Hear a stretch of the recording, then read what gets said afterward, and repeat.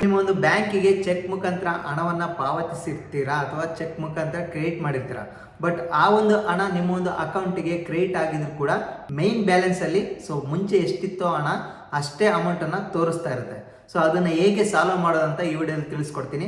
So ಅದಕ್ಕಿಂತ ಮುಂಚೆ ಈ ವಿಡಿಯೋಗೆ ಒಂದು ಲೈಕ್ ಮಾಡಿ, ಯಾರಾದರೂ ಹೊಸ್ತಾ ನೋಡ್ತಾ ಇದ್ರೆ ಆ್ಯಸ್ ಯೂಶುವಲ್ ಸಬ್ಸ್ಕ್ರೈಬ್ ಮಾಡೋದನ್ನು ಮರಿಬೇಡಿ. ಸೊ ನಿಮಗೆ ಕಾಣ್ತಾ ಇರ್ಬೋದು, ಈಗ ನಿಮ್ಮ ಒಂದು ಬ್ಯಾಂಕಿನ ಅಪ್ಲಿಕೇಶನ್ ಅಂದ್ಕೊಳ್ಳಿ, ಯಾವುದಾದ್ರೂ ಬ್ಯಾಂಕಿನ ಅಪ್ಲಿಕೇಶನ್ ಜಸ್ಟ್ ಅದ್ರ ಮೇಲೆ ಕ್ಲಿಕ್ ಮಾಡ್ತೀರಾ. ಸೊ ಲಾಗಿನ್ ಆಗಿದೆ, ಸೊ ಆಲ್ರೆಡಿ ಲಾಗಿನ್ ಆಗಿದೆ. ಜಸ್ಟ್ ನಿಮಗೆ ಕಾಣ್ತಾ ಇರ್ಬೋದು ಮೈ ಅಕೌಂಟ್ಸ್ ಮೇಲೆ ಕ್ಲಿಕ್ ಮಾಡ್ತೀರಾ. ಸೊ ಮೈ ಅಕೌಂಟ್ಸ್ ಮೇಲೆ ಕ್ಲಿಕ್ ಮಾಡಿದ ತಕ್ಷಣ ಪಾಸ್ಬುಕ್ ಅಥವಾ ನಿಮಗೆ ಕಾಣ್ತಾ ಇರೋದು ಅಕೌಂಟ್ ಸ್ಟೇಟ್ಮೆಂಟ್ ಅಥವಾ ಪಾಸ್ಬುಕ್ ಅಂತ ಇದೆ. ಜಸ್ಟ್ ಪಾಸ್ಬುಕ್ ಮೇಲೆ ಕ್ಲಿಕ್ ಮಾಡ್ತೀರಾ, ಅಂದರೆ ಸ್ಟೇಟ್ಮೆಂಟು, ಓಕೆನಾ. ಸೊ ನಿಮಗೆ ಕಾಣ್ತಾ ಇರ್ಬೋದು ಇಲ್ಲಿ ಪಾಸ್ಬುಕ್ ಮೇಲೆ ಕ್ಲಿಕ್ ಮಾಡಿದ್ದೀನಿ. ಸೊ ಈ ರೀತಿ ಕ್ಲಿಕ್ ಮಾಡಿದಾಗ ನಿಮಗೆ ಕಾಣ್ತಾ ಇರ್ಬೋದು ಇಲ್ಲಿ ಡೀಟೇಲ್ಸ್ ತೋರಿಸುತ್ತೆ. ನಿಮಗೆ ಕಾಣ್ತಾ ಇರ್ಬೋದು ಅಮೌಂಟ್ ಎಷ್ಟಿದೆ ಅಂತ, ಬ್ಯಾಲೆನ್ಸ್ ಇಷ್ಟಿದೆ ಅಮೌಂಟು. ಸೊ ಪಾಸ್ಬುಕ್ ಈಗ ಚೆಕ್ ಮಾಡ್ತೀವಿ. ಇಲ್ಲಿ ಕಾಣ್ತಾ ಇರ್ಬೋದು ಪಾಸ್ಬುಕ್, ಓಕೆನಾ. ಪಾಸ್ಬುಕ್ ಮೇಲೆ ಕ್ಲಿಕ್ ಮಾಡಿದ ತಕ್ಷಣ ನಿಮಗೆ ಕಾಣ್ತಾ ಇರ್ಬೋದು ಅಮೌಂಟು ಕ್ರೆಡಿಟ್ ಆಗಿದೆ, ಅಂದರೆ ಚೆಕ್ ಮುಖಾಂತರ ಅಮೌಂಟ್ ಕ್ರೆಡಿಟ್ ಆಗಿದೆ. ಸೊ ನಿಮಗೆ ಕಾಣ್ತಾ ಇರ್ಬೋದು ಇಲ್ಲಿ ಡಿಸ್ಪ್ಲೇ ಆಗಿದೆ. ಎಷ್ಟು ಮೇನ್ ಬ್ಯಾಲೆನ್ಸು 15,794 ಇದೆ. ಬಟ್ ಇಲ್ಲಿ ನಿಮಗೆ ಡಿಸ್ಪ್ಲೇ ಆಗ್ತಾ ಇರೋದು ಅಮೌಂಟು, ಸೊ ಇಲ್ಲಿ ಡಿಸ್ಪ್ಲೇ ಆಗೋದು 7,094 ಇದೆ.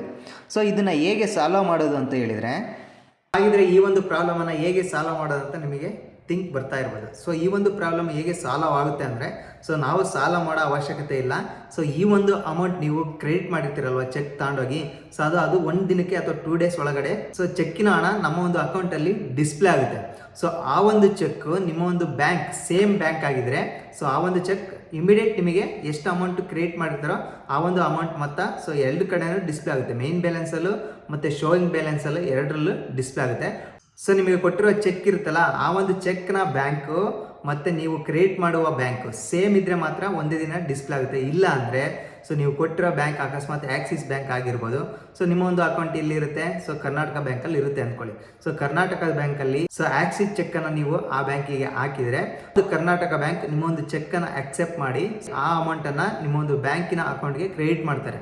ಬಟ್ ಆ ಚೆಕ್ ಇರುತ್ತಲ್ಲ, ಆ ಚೆಕ್ ಆಕ್ಸಿಸ್ ಬ್ಯಾಂಕ್ ಹೋದ್ಮೇಲೆ ಅಲ್ಲಿಂದ ಅಪ್ರೂವ್ ಆಗಿ ಅಮೌಂಟು ನಿಮ್ಮ ಒಂದು ಅಕೌಂಟ್ಗೆ ಕ್ರೆಡಿಟ್ ಆಗಬೇಕು. ಅದರಿಂದ ಒಂದು 2 ಡೇಸ್ ಡಿಲೇ ಆಗುತ್ತೆ. ನಂತರ ನೀವು ಒಂದು 2 ಡೇಸ್ ವೆಯ್ಟ್ ಮಾಡಿ ಕಂಪ್ಲೀಟಾಗಿ ಅಮೌಂಟ್ ನೀವು ಕ್ರಿಯೇಟ್ ಆಗಿರೋ ಅಮೌಂಟ್, ಅಂದರೆ ನೀವು ಚೆಕ್ ಹಾಕಿರ್ತೀರಲ್ಲ ಅದಿಷ್ಟು ಅಮೌಂಟು ನಿಮಗೆ ಮೇನ್ ಬ್ಯಾಲೆನ್ಸಲ್ಲೂ ಮತ್ತು ಪಾಸ್ಬುಕ್ ಬ್ಯಾಲೆನ್ಸಲ್ಲೂ ಕಂಪ್ಲೀಟ್ ಡಿಸ್ಪ್ಲೇ ಆಗುತ್ತೆ. ಎಷ್ಟು ಅಮೌಂಟ್ ಟೋಟಲ್ ಕ್ರಿಯೇಟ್ ಆಗಿರುತ್ತೋ ಅಷ್ಟು ಕೂಡ ಡಿಸ್ಪ್ಲೇ ಆಗುತ್ತೆ. ಈ ರೀತಿಯಾಗಿ ಕಂಪ್ಲೀಟಾಗಿ ಸಾಲ್ವ್ ಆಗುತ್ತೆ. ಅದನ್ನು ನಾವೇ ಸಾಲ್ವ್ ಮಾಡೋಕ್ಕೆ ಆಗೋದಿಲ್ಲ. ಈ ಒಂದು ಇನ್ಫಾರ್ಮೇಷನಿಂದ ನಿಮಗೆ ಸ್ವಲ್ಪ ಮಾಹಿತಿ ಸಿಕ್ಕಿರುತ್ತೆ ಅಥವಾ ನಿಮಗೆ ಒಂದು ತಿಳುವಳಿಕೆ ಬಂದಿರುತ್ತೆ ಅಂತ ಅಂದ್ಕೊಂಡಿದ್ದೀನಿ. ಈ ವಿಡಿಯೋ ನಿಮಗೆ ಹೆಲ್ಪ್ಫುಲ್ ಆಗಿದ್ರೆ ಒಂದು ಲೈಕ್ ಮಾಡಿ, ಯಾರಾದರೂ ಹೊಸ್ತಾ ನೋಡ್ತಾ ಇದ್ರೆ ಆ್ಯಸ್ ಯೂಶುವಲ್ ಸಬ್ಸ್ಕ್ರೈಬ್ ಮಾಡೋದನ್ನು ಮರಿಬೇಡಿ.